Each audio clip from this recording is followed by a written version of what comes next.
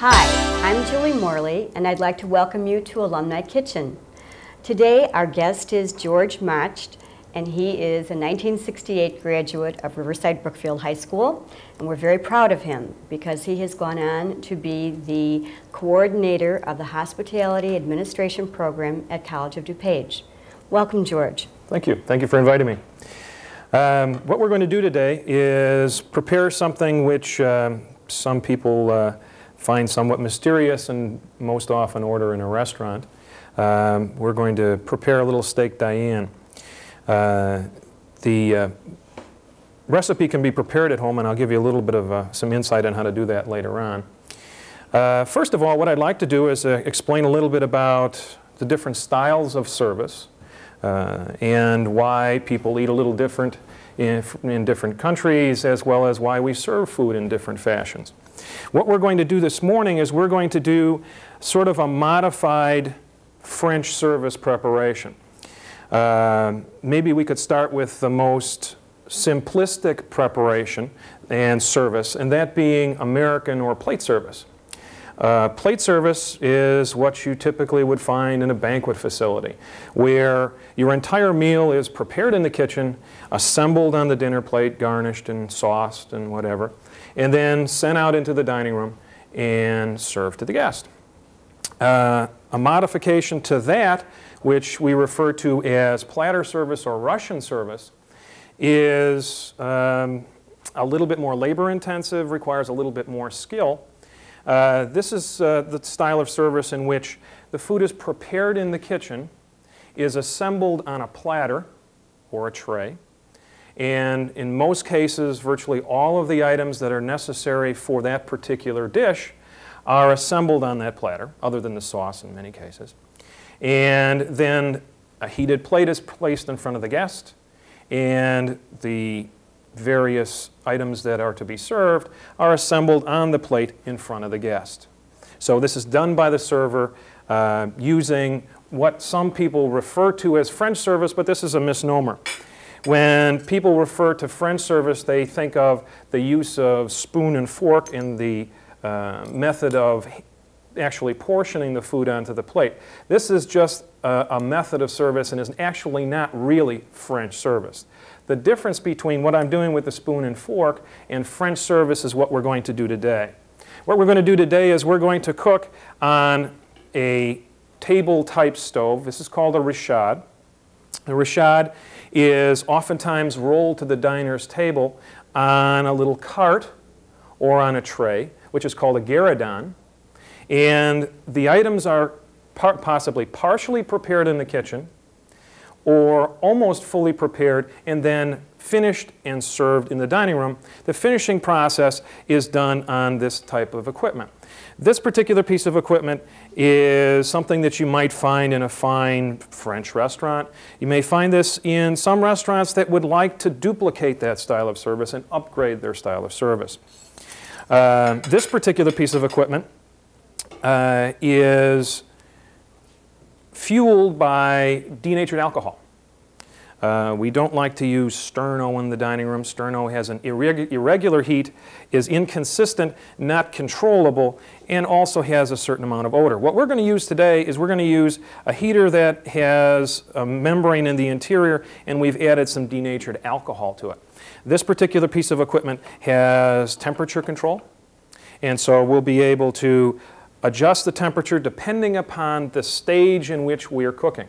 And we're going to be doing a variety of different things on this particular piece of equipment. It's quite attractive and adds a lot of showmanship to the dining room. The pan that we're using is a copper-clad pan with a stainless steel interior, and actually is an excellent pan for cooking. You oftentimes will see in French kitchens that they'll have copper-clad pans. The reason for that is that the copper transfers the heat very well, and the stainless steel for ease and cleanability. And so this particular piece of equipment is designed specifically for this type of operation. Well, what we're going to do is, first of all, explain a little bit about what we have on the table. And I have a duplicate arrangement here. Steak Diane typically is prepared with a tender cut of meat because it's going to be just a small, short amount of cooking time, and needs to have the juiciness and flavorfulness of a tender cut. And what we've selected today is we've selected strip steaks. They look lovely. This can also be prepared with tenderloin steaks. In the recipe, you'll find that it identifies either the strip steak or the tenderloin butterfly. And the reason we prepare the tenderloin butterfly, and what that means is that a larger cut, maybe a 5 or 6 ounce slice of tenderloin, is actually cut in half almost completely and then butterflied, opened up. So it does look like a butterfly with the 2 wings. Once again, it's thin for ease and quickness of cooking because we don't want to spend half an hour out there in the dining room preparing someone's dinner. So it has to cook fairly quickly. We're going to use the strip steak simply because it's one of my favorites. It looks very attractive on the plate, fills the plate very well. This is a fairly well marbleized strip steak. As you'll see the veins of fat running through it. The more tender the cut, the more a higher grade of the cut will also eat much better, very flavorful. And so we have a top choice steak there. These are about 6 ounces each and about 3/4 of an inch thick. Now, could you substitute a less tender cut, or would you suggest not doing that? It could be done. The problem with that is we have a tendency to cook that particular piece and dry it out if it's a less tender cut. We could use a butt steak for this also. It would be less expensive. But something from other parts of the animal, like a round, would need to be tenderized. So then we could cook it quickly and still maintain the juiciness of the particular piece of meat. That's the real key to this, is it has to be juicy, it has to be tender. Okay. You'll notice here we're going to use these lemons. These are lemons that are wrapped in a nice piece of cheesecloth. And you can do this at home. It's kind of nice. It's attractive. The reason we do this is for a number of particular reasons. One is that we want to keep the seeds inside. Right. And it also helps the server so that they don't have to hold onto the lemon and shoot out of their hand into the diner's lap. Right. And it's tied with a little ribbon here. And so you can do this at home, and actually makes it real attractive. And you could do this for when serving fish or any other preparation that would require these. And it's so simple to do that you're going to be very impressive for your guests. Sure. Now, to get to the ingredients, we're going to do the complete cooking process in the pan today. We're not going to do anything in the kitchen. We're going to do it all here as it would be done in the dining room. That's why we have to have that thin cut of meat. Now, there are substitutions. If you wanted to make this a little more heart-healthy, we could make a few substitutions by substituting a butter substitute, maybe margarine. It also could be a butter-flavored oil with no saturated fat. We have a little Worcestershire sauce, just as everyone has at home, little Lee and Perrins there. And we have some minced shallot. I don't know if the viewers are acquainted with shallot. A shallot is a vegetable very similar to an onion. It's sort of the cousin of an onion and the cousin of the garlic. And so that's been minced up for us a little earlier. It has a very nice flavor. It's mild. It's not as astringent as onion. A little sweeter. Mm-hmm. Sure. We have some sliced mushrooms, some button mushrooms that have been cleaned off and sliced fairly thin. That's going to add some flavor to our sauce. The one thing about mushrooms is you have to be careful when cooking them. You want to cook them at a high heat. If you don't cook them at a high heat, then all of the moisture is lost in the mushroom, and it doesn't have any of that juiciness. All the moisture is lost in the sauce. And so we cook them real high, because they're about 85 or 90% moisture. We have some minced parsley. And what we do with our parsley is we mince it up, we put it in cheesecloth and run it under the tap for a little bit. And what that does is it rinses some of the chlorophyll out. Now we lose a little bit of the nutrients, but it really makes the parsley look much nicer because it doesn't end up in little clods in the sauce. We have some Dijon mustard, the brand name to go unmentioned. But we have some Dijon mustard, which has some white wine in it, and it flavors introduces a little bit different flavor into the dish. And a little bit of thyme. This is leaf thyme. And I've reduced the quantity of the leaf thyme a little bit in this recipe because it fits for my own personal taste. And so you can modify and adjust this recipe slightly if, for example, you wanted to use less Worcestershire and you wanted to increase the amount of mushrooms or whatever. It's to your own personal taste. We have some brandy, and that's the real key to this, is that what we want to do is we want to create the excitement of this dish in the dining room. So we're going to flambe this dish. We're going to introduce some showmanship into the dining room. I've got about an ounce of brandy here. You got to be kind of careful with this now. You got to be careful that you don't put too much brandy in and you watch your temperatures.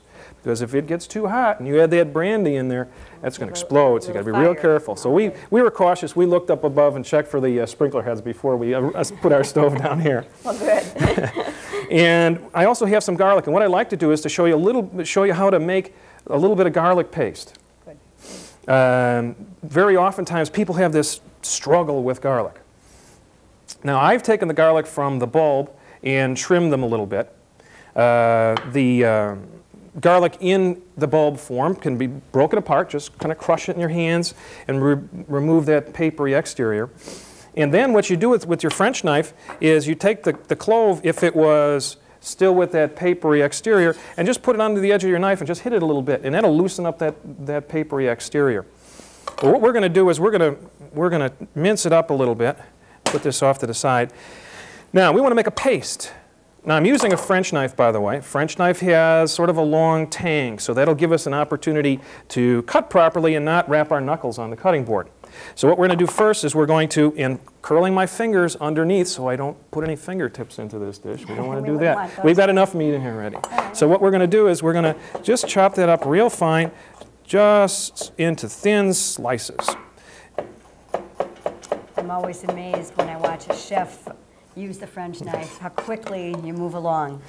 Now what we're going to do is just run the knife through roughly to just chop it up a little finer. Now we're going to get to a certain point, and garlic, by the way, is sort of sticky. It's got a little oil in it, so we'll take that off the knife.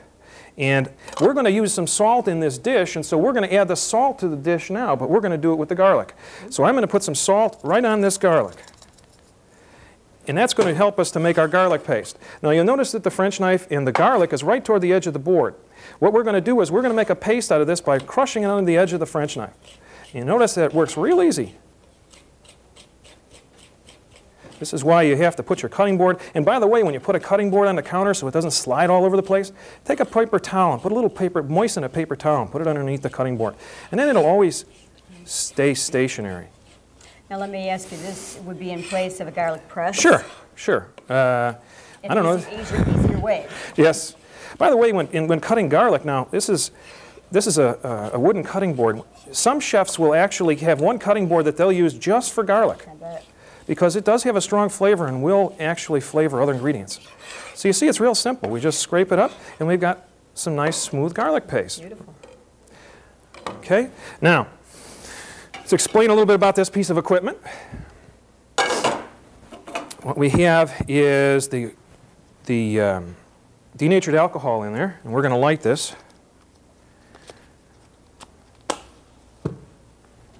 I don't know how if you can see that on the camera, but that flame is burning pretty hot. And so we want to be cautious that we don't put our hand too close to this, because you really can't see the blue flames very much. One thing I wanted to show you before we got started so that we can pick up our ingredients in the proper fashion is the proper way of holding a spoon and fork. Okay. And it's real simple, actually. What I'm going to do is I'm going to place the fork between my ring finger and index finger, and then take those two fingers and bring them up. Okay. Now I'm going to take my thumb and index finger and put the spoon between that. So you notice that they're tucked right back here in the palm of my hand. Okay. Sure. Want to try? I'll try. Okay, here I'll show you. Take your ring finger, bring your ring finger up, and then your index finger. Okay. There you go. Okay, now put your spoon right between there. Okie dokie. We're all set. There you go. Now just tuck them back into the back of your hand, and you can pick pretty much anything up with these. Okie dokie. We practice with that at the college all the time. See? Pretty easy. Wonderful. Terrific. Hey, not bad. First try. Wonderful. Okay. Okay. By the way, what I have arranged here is called mise en place, M-I-S-E-N-P-L-A-C-E. Mise en place is the arrangement of all of the necessary ingredients prior to the beginning of your production. And it's real important that we do that. Otherwise, we're dashing around. We're missing ingredients all over the kitchen, so we're dashing around and picking things up. So we're going to arrange the mise en place so that we have all of our ingredients in the order that we want to use them. Okay. We stress that with our students all the time. So I'm glad to hear you reinforce that. So what we're going to do is we're going to start by heating up our pan, and then we're going to cook the steaks. Now, we want to cook these to the degree of doneness that the customer would like. What's your preference? I'm a hard one. I like to have my meat medium well. Okay, well, that's not a problem. Okay. If we had one guest that wanted a medium well steak and one guest that wanted a medium rare steak, Okay. what we do is start the first steak, keep it warm, and then prepare the second. And that's what we'll do. Okay. So what we're going to do first is we're going to control our heat a little bit here and preheat our pan. You always have to preheat the pan. You want to preheat the pan so that when you put your ingredients in there, the cooking process begins, the sautéing process begins. Okay? We want to sauté. We don't want to stew this. We want to sauté it. And so what we're going to do is we're going to heat up our pan, and we'll take our spoon and we'll put some butter in there. We've got about 2 ounces of butter here, and what I'm going to do is add that to the pan and begin that process of melting that. Well, it smells good already. The garlic. Okay.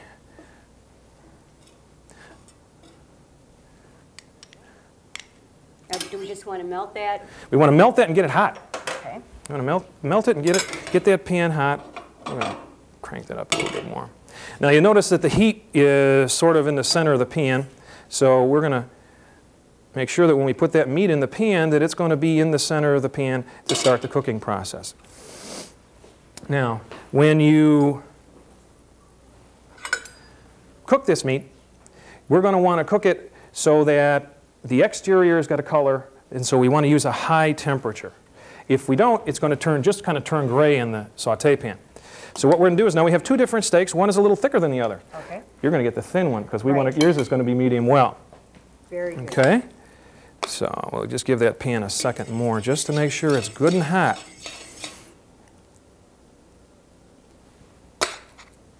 Now using our, once again, spoon and fork, but what I'm going to do is I'm going to flip that spoon over. Okay. So then it's easier to pick that up. Better grip. Now you can hear that pan is nice and hot.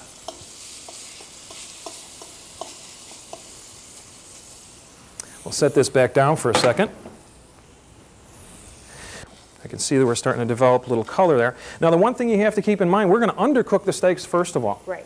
Because if we cook the steaks to the degree of doneness that we want to serve them, when we cook them and mix them with the sauce, they're going to continue to cook. Okay. And we don't want to overcook them. We want to keep moving so it doesn't overcook. And then you can see that we're starting to develop some color there. Looks beautiful. Tilt that around a little bit so that we get that melted butter there. And by the way, you can use either regular butter or clarified butter. Would you tell us what clarified butter is? Clarified butter is butter that has been heated so that the moisture and milk solids separate from the oil. The reason we make things with clarified butter is so that the actual cooking temperature or smoke point of that butter is increased. It's elevated. And so if you were concerned about the butter burning in the pan, you may want to clarify the butter. Okay, so now cooking that steak on the other side, we want to get color because we want to caramelize that a little bit. We want to give that a little bit of color. We don't want to serve it just gray. Good. Now this could be done in the kitchen, by the way. In some restaurants, they may, to speed up this process, they may partially cook that steak in the kitchen and then send it out to the dining room. Add a little more butter to that because we're going to put our second steak in now. I think it's a good idea. Okay. Moving right along. Moving right along. Put our second steak in here, let that butter get good and hot. We're going to cook this one to a more rare state. Okay. How much total preparation time would this Well, it's require? actually fairly quick. It's fairly quick. The mise en place is, as you can see, fairly simple. George, I understand that this room has special significance to you. Sure, well, it sure does. I haven't been here in a long time, unfortunately. I took a class, actually it was my junior year, if I remember correctly, here at RB. And at that time, this was before we lost all those sexist titles, we called the class Boys Foods. Right. And I think I was in the first class. You were in the first class, I believe I was so. in the first class. Yes, yeah. I got interest in the class. Actually, I've been in the hospitality industry in some way, shape, or form for 20-some years. I got my first sort of exposure to the industry, interestingly enough, right here at RB, at a career fair. This was my sophomore year here at RB. And my dad said, well, what do you want to do for the rest of your life? And I said, well, I don't know. So he checked off on the card for career fair. He said, banker and hotel. And so I had an opportunity to visit with the food and beverage director of the Palmer House Hotel. And I came home that night and told my dad, I said, Dad, I found out what I want to do for the rest of my life. I want to work in the restaurant business. And I've worked for a number of different restaurants. I worked for a restaurant many, many years ago. It doesn't exist anymore. Actually, it was in Lyons, called Mangum Chateau. Oh, sure. That was a popular night spot around here. Sure was. Okay, now we're going to add our garlic. We're going to put our garlic in because our steaks are moving right along here, and we're going to add the garlic. You get some flavor there. We're going to make sure we add that fondly. Pick up that fondly. We're going to add our shallots. So we're going to saute our garlic and our shallots. Now we're going to turn the temperature down a little bit, going a little fast. There we go. That's going good now. Now you can really smell that. It smells wonderful. So we want to saute. You want to get that garlic. You want to get that garlic well cooked. Okay. You don't want to serve that garlic raw. So now what I'm going to do is I'm going to take these steaks and I'm going to kind of pull them back to the back side of the pan. Okay. And we're going to cook our sauce right up in front. Now we get those onions. We're cooking those onions and they're starting to become a little transparent. You see that we're picking up those good meat juices and that brown bits from the bottom of the pan, and that's real important. Now you can see this would be very nice in the dining room. Nice presentation. Your guests could be watching as we're preparing this. Okay. The next thing we're going to add is we're going to add a little bit of lemon juice to this. Okay. And once again, to take that fond, and we're going to take our fork and just kind of loosen that up a little bit. Squeeze that lemon. We're going to squeeze that lemon right into that pan. You notice we don't get any seeds that way. Okay, that's great. Set that off to the side. Okay, and now we're going to add our mushrooms. Saute those mushrooms lightly. Not very long. Remember, they're high in moisture, and we don't want to... You're going to notice, by the way, when we get this going here, that we're going to lose some... we're going to lose some moisture out of the mushrooms, and it's going to be added to the sauce. So you're going to see some moisture kind of added back into this all of a sudden. Now, you see how we're going to toast, kind of toast them almost, high temperature. Let's take that steak. And by the way, we don't want to take a fork and stab that steak, because if we do, we're going to lose the juices. Right, we don't want to do that. We'll flip that over. Now you can see we got the nice color in that steak, and we're clearing, getting that fond off that pan. Temperature's nice. Now you could do this at home. You could do the same thing right on the top of the range. The only thing is, you'll need to have some way to get the brandy to ignite, so you probably need matches or something on this particular range, because this is an electric range. You can do it on a gas stove and work just fine on a gas stove. But once again, I want to caution you about making sure that you have you got fire protection equipment close by if necessary. Well, that's always wise. Always wise. Now we're going to add the leaf thyme. I reduce it because my taste, I don't really like a lot of leaf thyme. And then our chopped parsley. Now chopped parsley is going to give it some flavor. We're going to use some parsley, by the way, as a garnish later. Oh, good. Okay. Okay, now we're going to stir that up. And then add our Dijon mustard.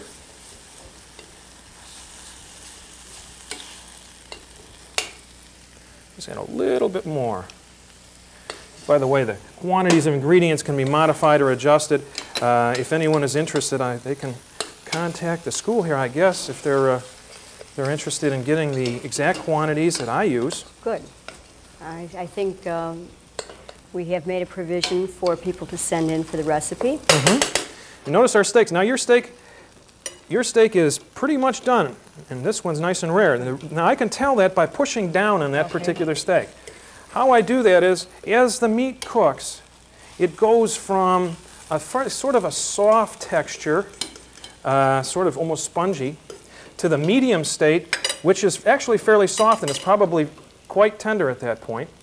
And then as it cooks, it actually begins to become more dense. Now, I'm going to add the Worcestershire sauce now. I'm going to just put that in now because I didn't want to evaporate that too much. In the recipe, it'll tell you to put it in a little earlier, but I put it in because I didn't want to evaporate it because we had to cook your steak a little longer. So. Right. As I said, I was a problem. Now we can really start. You can really smell that sauce and the mushrooms, the Worcestershire sauce. Wonderful. Are we almost ready to flame it now? Almost. We just got to put a little cream in here. We've got to put the cream in here and let that cook because we're going to have that. We're going to get our heat back up again. And this is, by the way, a high butterfat cream. Like a whipping cream? This is whipping cream, right. Okay. This is whipping cream, and it's a 36% butterfat whipping cream. This is real high in saturated fat, unfortunately. But you could substitute if you wanted to. I wouldn't say to use a dairy substitute, but maybe a lower fat milk. And if you use the milk, what you want to do is, you'll notice what's going to happen here real quick is this is going to thicken. It's going to thicken because we're concentrating that cream. And you'll notice when we're done here that we've virtually cleaned out this pan.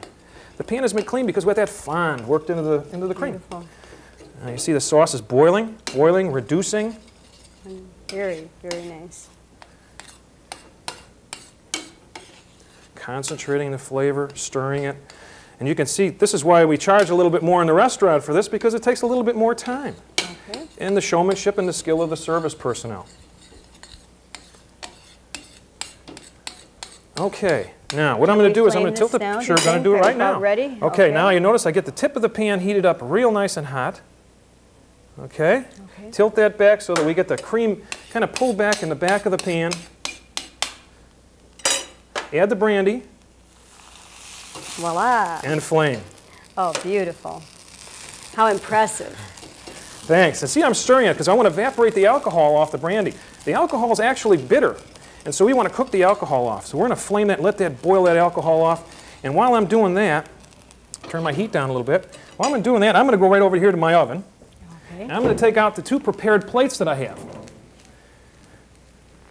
And you notice there we've got some vegetable, which is broccoli, and a thimble of wild rice. A thimble. A thimble meaning a little mold? A little mold, a little thimble, actually. So now what we're going to do is we're going to, and you notice, by the way, I didn't put any sauce on top of these steaks. I know, I see that. I didn't put them on top of the steaks because I want to serve that steak. Do you want me to bring this over? I'll bring it right over there. That's fine. Okay. We just get that nice and hot. Now what I'm going to do is here's your steak. Oh, it looks delicious. Okay, we're going to set that right on the plate. And this is mine. Okay, and there you are. Oh, it looks delicious. I'm anxious to taste this. Well, George, thank you very much for being with us today on Alumni Kitchen. Thank you, my pleasure. If you would like to receive a copy of today's Alumni Kitchen recipe or other recipes from Alumni Kitchen shows, please write to Alumni Kitchen, Riverside Brookfield High School, Riverside, Illinois, 60546. Attention AV Department. We look forward to hearing from you.